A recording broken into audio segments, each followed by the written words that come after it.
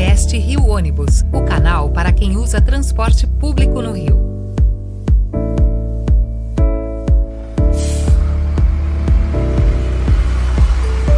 No podcast do Rio Ônibus, o seu ponto de encontro para conversas sobre mobilidade urbana, transporte público e as histórias que movimentam o Rio de Janeiro. Eu sou Paulo Valente, diretor de comunicação do Rio Ônibus, e te convido a embarcar com a gente nesse bate-papo que conecta você à nossa cidade. E continuando a nossa programação do Maio Amarelo, recebemos Gleidson Ribeiro, diretor executivo da Fundação Coptec, para conversar sobre o papel das instituições na construção de um trânsito mais seguro e sobre como os novos modelos de mobilidade estão transformando a dinâmica das cidades. Gleidson, muito obrigado por aceitar o nosso convite para participar do podcast do Rio Ônibus, para a gente falar sobre o Maio Amarelo. A gente sempre diz que a gente não devia ter um mês só dedicado a essa questão da segurança no trânsito. Isso é uma coisa que tem que ser feita o ano todo, todos os dias, porque a gente hoje está muito preocupado não só com a questão do acidente de trânsito em si, mas com todo o impacto que ele causa na mobilidade da cidade, o impacto nos transportes públicos, na vida de todo mundo. E a gente te agradece pela participação. A gente conhece bem o trabalho da Fundação Coptec, um centro de excelência aí para estudos sobre tudo que se relaciona ao transporte. E é um prazer estar aqui conversando com você. Te agradeço por aceitar o nosso convite em meu nome e de toda a diretoria aqui do Rio Ônibus. Perfeito, obrigado, Paulo, pelo convite. Obrigado, Reone, por estar aqui falando um pouquinho sobre mobilidade urbana, né? Tentando ajudar aí num aspecto muito importante que é a segurança viária. Para mim é um prazer, aqui enquanto diretor da Coptec, enquanto professor do programa de Engenharia de Transporte aqui da COP, da UFRJ, é um prazer muito grande estar falando com vocês. Tá bom. Então, Gleison, quando a gente fala de segurança viária, muita gente pensa apenas na fiscalização ou no comportamento individual. Qual é o papel das instituições na construção de políticas mais eficientes para reduzir esses acidentes? Perfeito. Paulo, essa pergunta é uma pergunta extremamente importante, sabe? Porque, e tem uma questão que precisa ser desconstruído quando a gente fala desse ponto, precisa, precisa haver uma desconstrução no debate público de alguns pontos importantes. Por exemplo, quando a gente fala segurança viária, existe um comportamento individual que é levado em consideração. Por exemplo, aconteceu isso porque o motorista, né, está embriagado, bebeu, o motociclista que correu, o pedestre que atravessou fora da faixa. E aí, de maneira muito direta, a fiscalização ela entra como uma ação para combater esse comportamento, tá? Sim, Mas essa leitura, na minha opinião, ela precisa, ela é muito insuficiente, tá? Ela coloca todo o peso da segurança no usuário e isenta o sistema, tá? Segurança viária não é só isso, é o resultado de uma rede de fatores que envolve infraestrutura, veículos, regulação, atendimento, planejamento urbano e sim comportamento, sabe? Também comportamento. Então, não é só um fator, né? Ele não é tratar um fator isoladamente. Segurança urbana, no caso de segurança viária, tem muito mais elementos aí, tá? sim. Então, quando a gente olha o estudo conduzido, por exemplo, da motocicleta, que a gente apresentou agora no Maio Amarelo, ali no Intro, né? A gente vê que 99,92% dos entrevistados entrevistaram mais de 2.600 pessoas nessa pesquisa feita pela COP, tá? Quase 100% que fazem o transporte por aplicativo por motocicleta, elas estão ali fazendo o seu deslocamento diário, por exemplo, para trabalhar na garupa de uma motocicleta, muitas vezes esse transporte foi solicitado por aplicativo, tá? Sim. A gente fala que, então, quando a gente entrevista essas pessoas, quase 100%, 99,92% dos entrevistados indicaram, olha, eu tenho medo, tenho algum receio, eu tenho receio de colidir, eu tenho receio de ser assaltado, eu tenho receio de enfrentar condições do pavimento, mas elas continuam usando a motocicleta para fazer esse deslocamento porque elas não têm no sistema uma alternativa que seja viável. Sim. E esse é um ponto muito central da discussão, sabe? Pedir mudança de comportamento sem mudar o ambiente é transferir a responsabilidade para quem está mais vulnerável, tá? Sim. É falar com o usuário sobre risco numa situação que ele já sabe do risco, ele vive o risco e mesmo assim ele continua exposto a ele porque ele não tem escolha, sabe? Então, as instituições, elas têm um papel muito central nessa discussão, sabe? E é muito mais do que fiscalizar, na minha opinião, tá?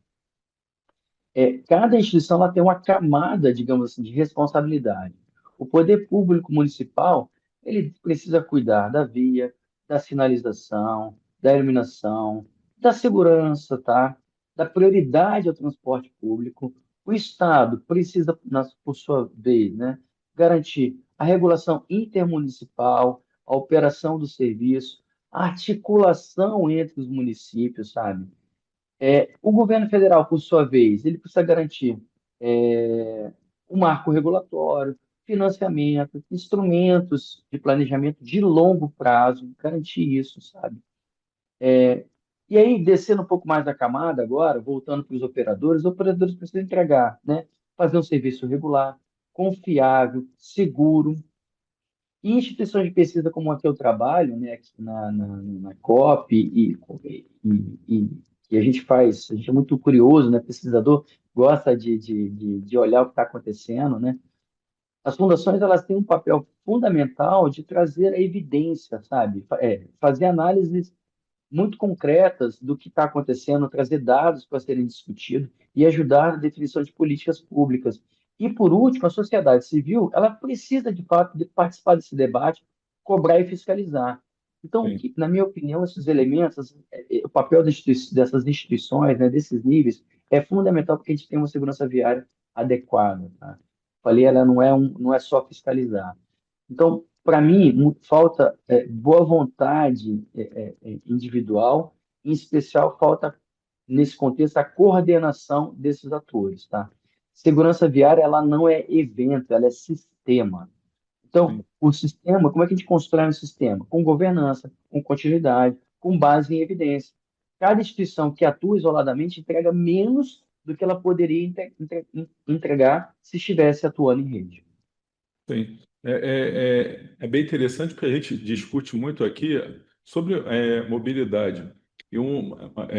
Porque os ônibus aqui têm críticas da população, assim, logicamente, tem problemas na prestação de serviço, mas muitas vezes não depende do ônibus, porque não há uma política de priorização do transporte público, não há questão de investimentos, há todo um peso de uma questão política eleitoreira até às vezes em cima disso e se cobra muitas vezes o passageiro está no ponto esperando o ônibus e não sabe quando vem, porque não tem uma previsibilidade, que não é por conta da empresa. A empresa, se pudesse, tinha aquela grade de horários respeitada ali, cumprida corretamente. E o que a gente vê realmente é isso, é uma migração, porque a pessoa pode, eu não posso ficar esperando aqui, eu não tenho tempo para esperar o ônibus, eu não sei se vem.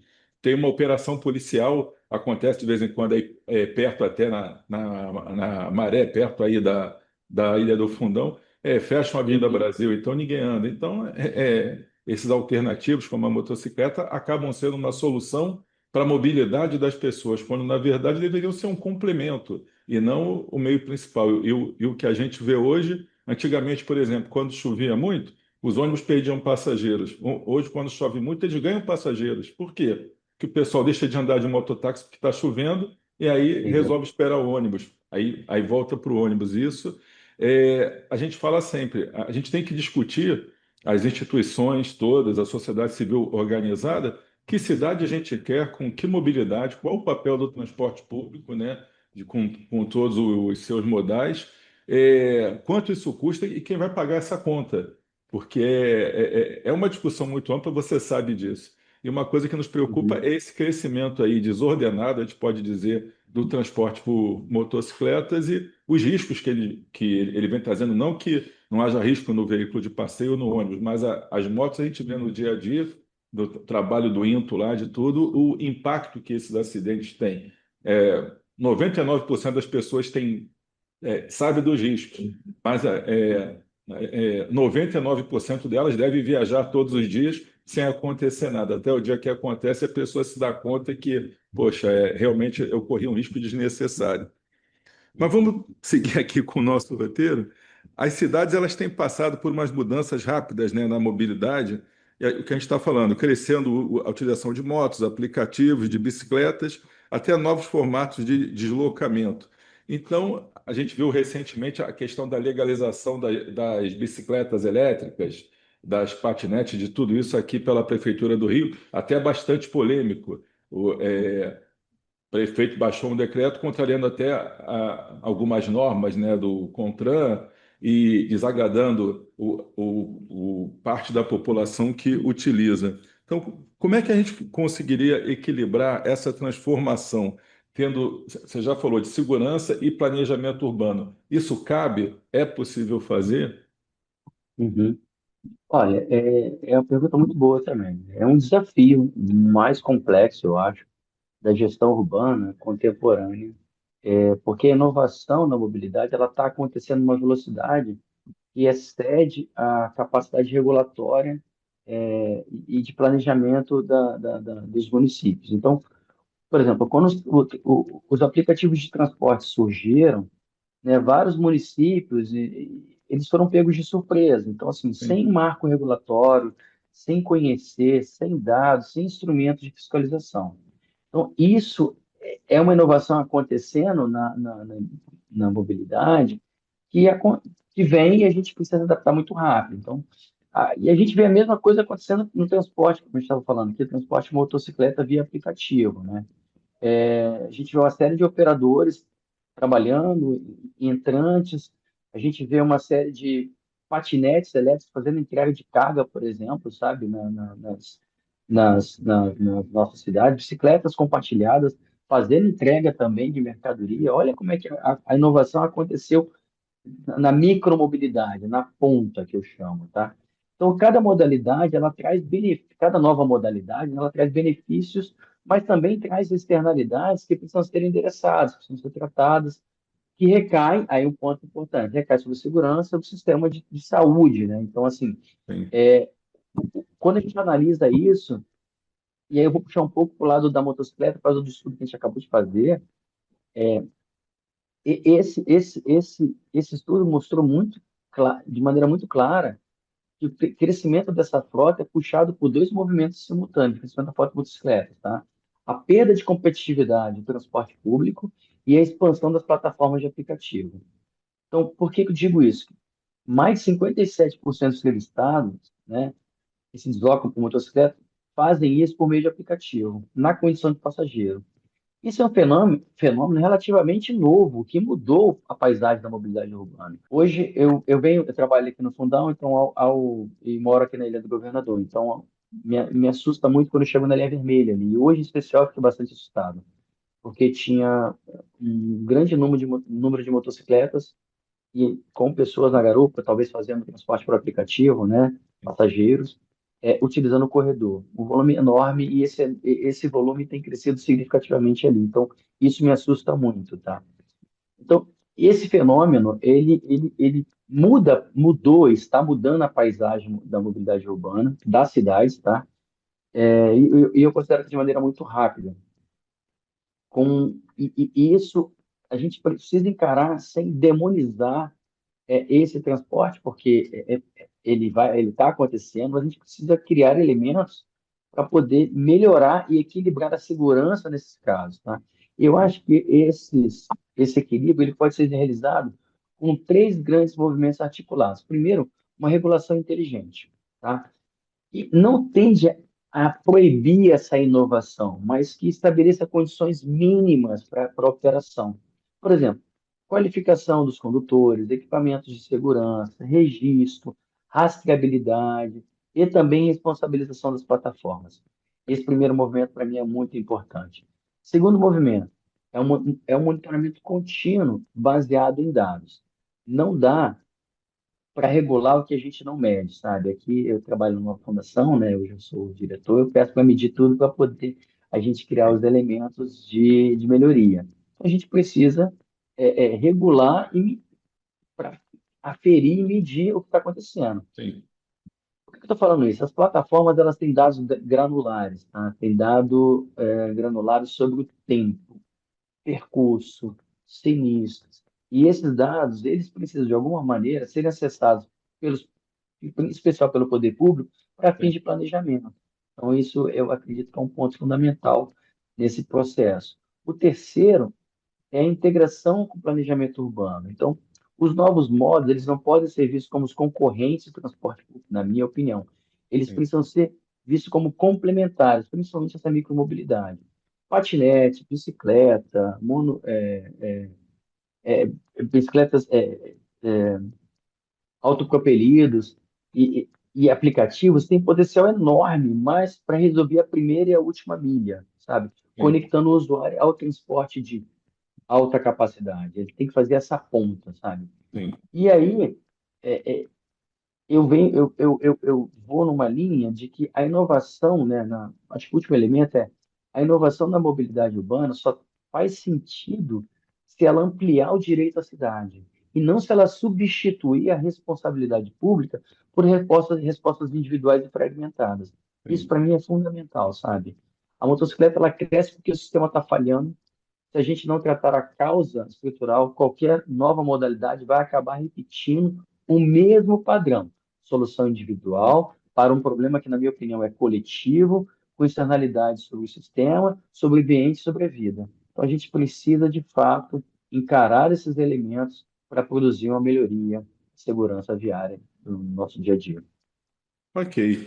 E a gente está no Maio Amarelo, né? Que é esse evento que é celebrado aí todos os anos, que é feito para chamar atenção sobre o problema. Você acha válido esse movimento, como a gente teve o Fórum do Maio Amarelo no INTO, ele Uhum. consegue colaborar, porque ele reúne aí várias instituições que estão preocupadas com o fato. Como é que você enxerga a realização desses fóruns, desses eventos todos, nessa busca pelo transporte mais seguro e mais consciente? Você acha que eles colaboram de certa forma porque chamam atenção para o fato, mas a gente acaba caindo no que a gente falou nas duas primeiras perguntas: a falta de políticas, a falta de um planejamento urbano integrado de tudo isso. Mas você acha que a realização desses fóruns, desses eventos, contribui para a gente manter esse debate aceso para a busca de soluções? Como é que você encara isso? Contribui bastante, sabe? É fundamental, sabe? Ele coloca a segurança no centro do debate público, ele coloca pessoas qualificadas para trabalhar, gestores para pensar, né? Gestores, pesquisadores, operadores, sociedade civil e imprensa. Então, assim, eu acho fundamental, sim. Parece pouco, porque é um mês, né? E é um Sim, evento, e tal, parece pouco. Mas eu acho que é estruturante. Então, por que que eu estou falando isso? Os maiores desafios, né, da segurança viária, para mim, é a invisibilidade.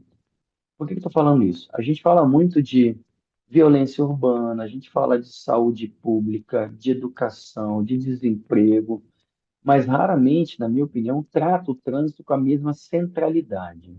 Embora, aí que vem o ponto, ele mate dezenas de milhares de pessoas por ano e adoece outras centenas de milhares. Então, assim, é um fenômeno que está por trás, invisível, está gerando uma série de problemas para a nossa sociedade. Ele é mais Então, letal do que a questão da violência. Se você medir pela quantidade de pessoas que são afetadas, que perdem a vida, as pessoas que ficam com sequelas para a vida é, toda, é mais impactante do que a própria violência no centro urbano, em termos de números. É quando você falou de pesquisar, de ter dados para você poder referenciar trabalhos e políticas. Morre mais gente no trânsito do que morre no combate aos traficantes e tudo, se a gente pegar e medir. E o que é um dado que uhum, o traficante combate aí aos criminosos está nas manchetes todos os dias. Os acidentes de trânsito não, só quando tem uma grande tragédia. Aquele tombo de moto, aquele atropelamento, aquela coisa, dá uma. Na imprensa sai um rodapé ali, que é uma coisa que as pessoas é, encaram como normal, morrer no trânsito, e não na violência. pois é. Você percebe essa invisibilidade? Está ali Sim, acontecendo e, sabe, e então, passa. exato, o fórum, o Maio Amarelo, ele vem para dar luz a isso, sabe? Sim, Então, eu acho que a força do Maio Amarelo é justamente criar esses espaços de convergência. A gente teve o prazer agora de apresentar o resultado da motocicleta no fórum aqui no Rio, sabe? Assim, então foi muito gratificante ver Detran ouvindo, operador ouvindo, a mídia estava presente, ajudando, vocês estavam lá também acompanhando. Então, assim, a gente dá luz e dá foco a uma questão problemática. Então, assim, é fundamental esse espaço, sabe? Então, Sim. colocar na mesma sala o gestor, o pesquisador, o representante das vítimas. Teve um depoimento bastante interessante agora nesse evento do INTO, um cadeirante, sabe? Assim, traz luz, é fundamental. O operador, a fiscalização, a Lei SEC estava presente também nesse fórum. Olha como é que é importante as instituições, os atores estarem no mesmo local trabalhando. E você vê que quando a gente traz elementos, traz evidências, e a academia consegue fazer muito bem isso, traz Sim. evidências e a gente conversa sobre essas questões, as soluções elas acabam aparecendo nessa discussão do INTO, quando a gente falou dos problemas da motocicleta.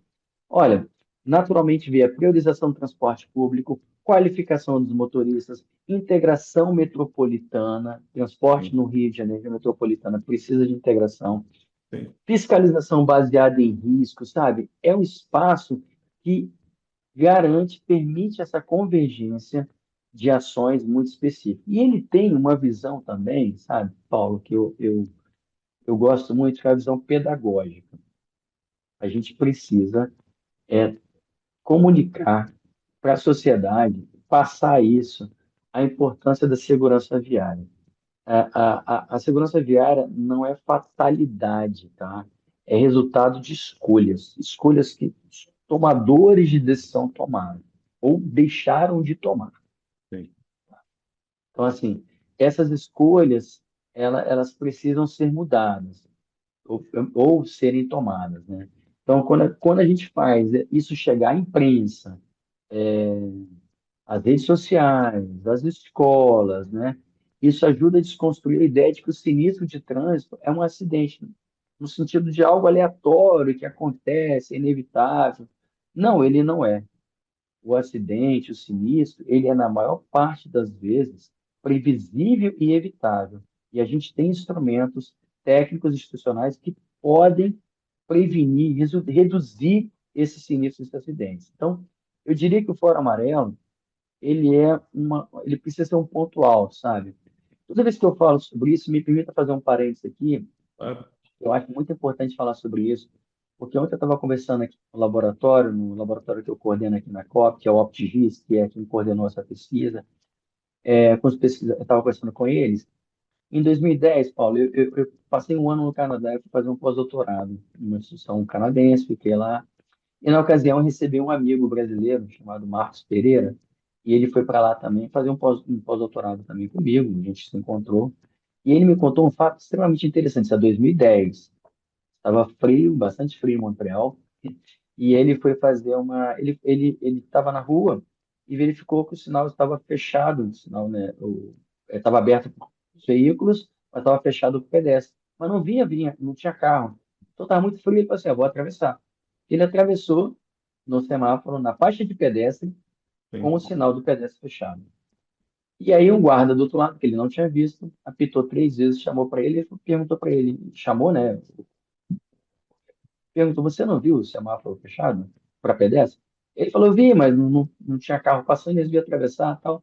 Ele: "Mas isso é proibido." E na ocasião ele foi autuado com uma multa de US$ 50 por ter atravessado fora, na faixa de pedestre, com o semáforo fechado para ele, o sinal fechado para ele.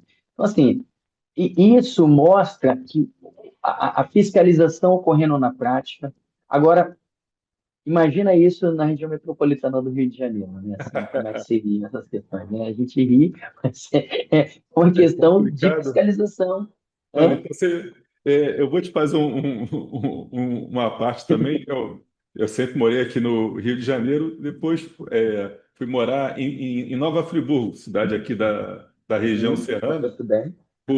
Por 3 anos e meio fiquei morando lá, trabalhando também com a empresa de transporte de ônibus lá.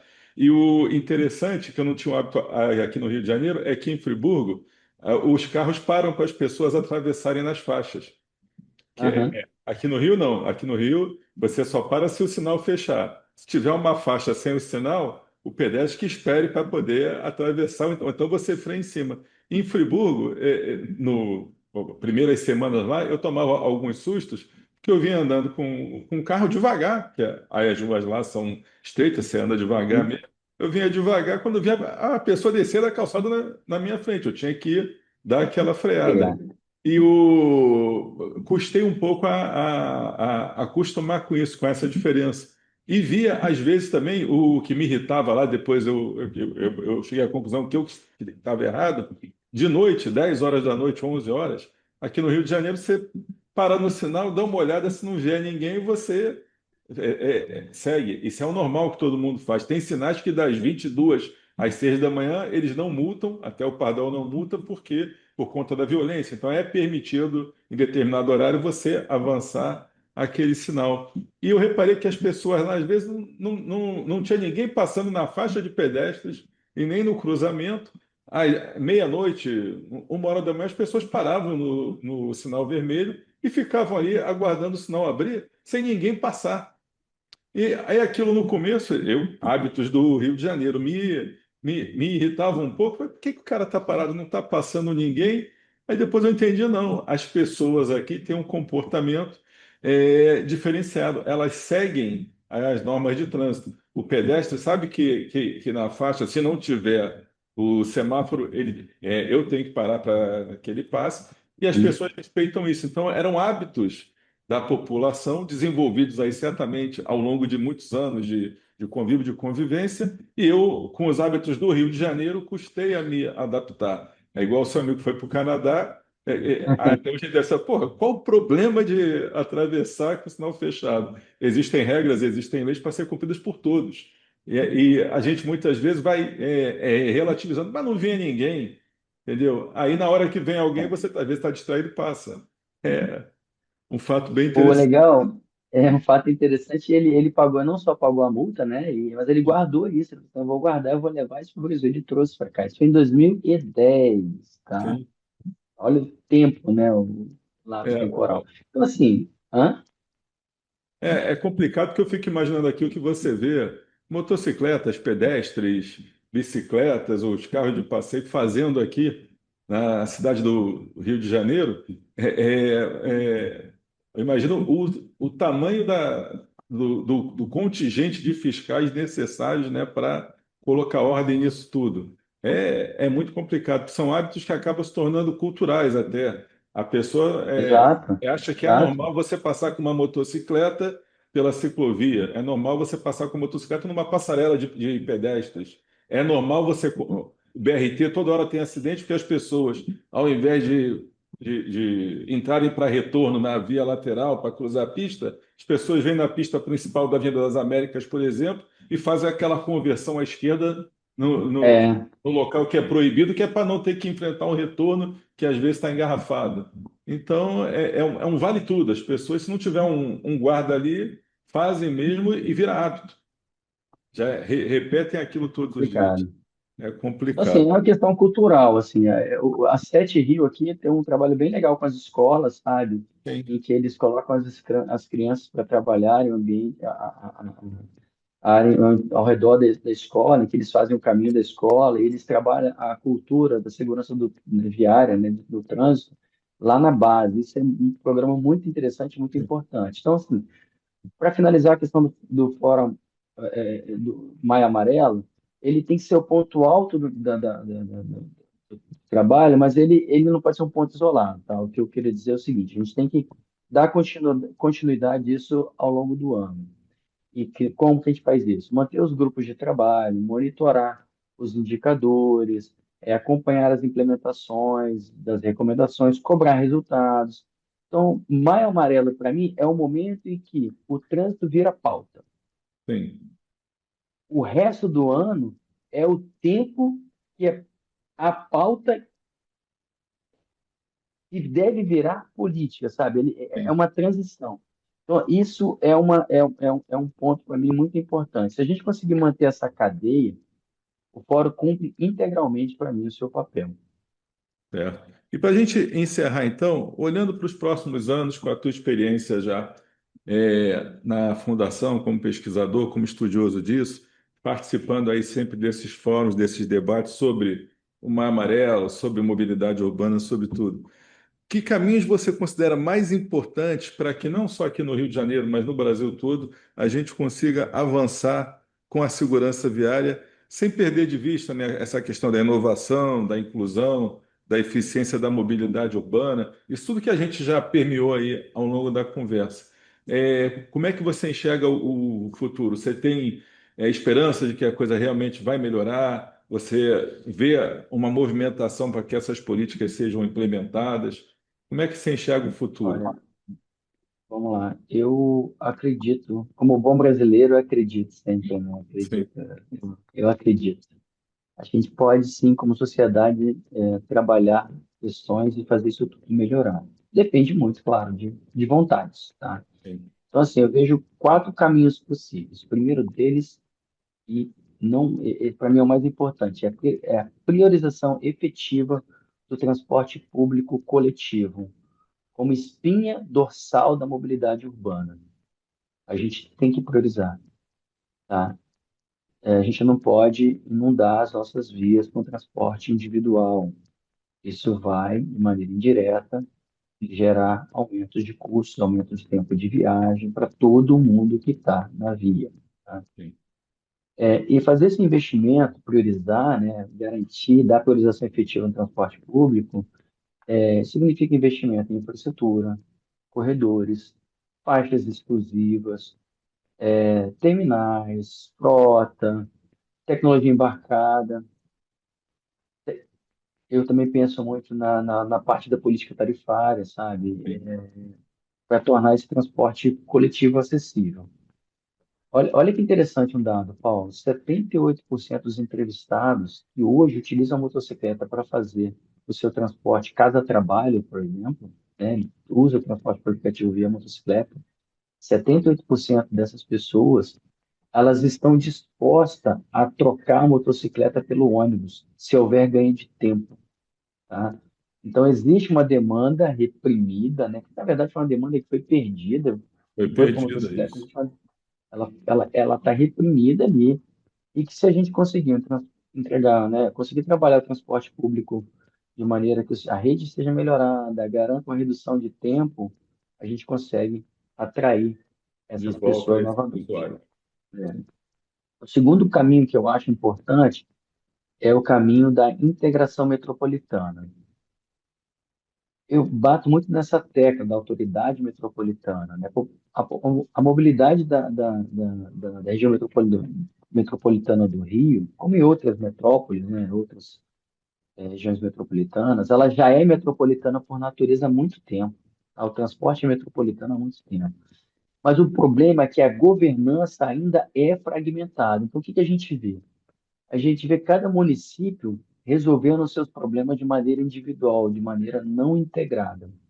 Essa falta de integração metropolitana não permite que a gente avance. E avançar nessa integração, ela é fundamental para garantir a articulação, e aí também com o Estado, né, uma articulação mais harmoniosa entre município, Estado e operadores. Essa integração trabalhando em rede, na minha opinião, é uma coisa que vai aumentar bastante os benefícios para a população na área de mobilidade urbana. Ela vai se tornar mais, o transporte se torna mais acessível e, consequentemente, você tem ganhos efetivos aí. Sim. O terceiro caminho que eu vejo, Paulo, é o uso intensivo de evidências na formulação de políticas públicas, sabe?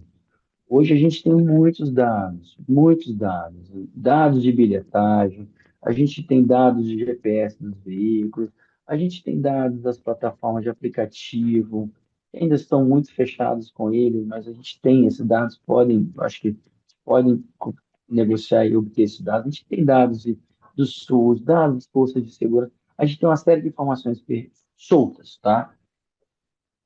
Mas eles continuam, como eu falei, soltos, dispersos, subutilizados, sem integração analítica. Então, eu acho que aqui cabe um pouco o papel das universidades, da qual eu faço parte, aqui da UFRJ, né, das instituições de pesquisa de maneira geral. elas podem, os observatórios, eles podem tratar esses dados, organizar esses dados, fazer com que isso vire informações e, consequentemente, indicadores que possam ser utilizados nas políticas públicas, sabe? Não dá para fazer política pública de mobilidade atualmente sem dados, sem método, sem avaliação. Então, esse terceiro ponto de fazer, trazer os dados, né? Fazer com que isso vire evidências, para mim é fundamental para melhorar, tá? E o quarto e último para mim, é um princípio muito importante, que é a inclusão, sabe? Inovação, sem inclusão, ela produz mobilidade, uma mobilidade dual, que eu chamo. Ela permite uma, uma dualidade que é quem pode pagar por aplicativo e ganhar tempo, Sim. paga. Quem não pode, espera no ônibus, gasta horas, espera no ponto de ônibus, espera no ônibus, fica exposto a riscos. Então, essa dualidade é muito ruim e ela aprofunda a desigualdade, Sim. tá?